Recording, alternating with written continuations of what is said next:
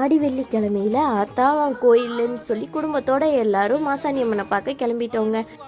உள்ள போனா நேரா ஒரு அலங்கார செட்டப் இருந்தது. பக்கத்துல போய் பார்த்தா ரொம்பவே தத்ரூபமா அழகா ஒரு அம்மன் அலங்காரம் இருந்துச்சு. இதை நான் இப்பதான் போறதுனால ஃபர்ஸ்ட் டைம் பார்க்கறேன். சூப்பரா இருந்ததுங்க. எங்களோட குட்டி பையன் ஃபர்ஸ்ட் டைம் பார்க்கறதுனால நல்லா வெறிக்க பார்த்துட்டு செம்மையா ஜாலியாக என்ஜாய் பண்ணிட்டு இருந்தான். அப்படியே பக்கத்தில் அங்கே ஒரு லெமன் இருக்கு பார்த்தீங்களா, சாமியோட ஞாபகமாக அதை நானே எடுத்துட்டேன். எப்பவுமே சாமியை கொடுக்கறது மட்டும் இல்லை, நம்மளும் ஏதாச்சும் அவங்க ஞாபகமாக எடுத்துட்டு வரணுங்க.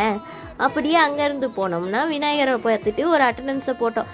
எங்கள் அக்கா பையன் விழுந்து விழுந்து கும்பிட்றான், நல்லா படிக்கணும், நல்லா சாப்பிடணும், நல்லா தூங்கணும்னு சொல்லிட்டு.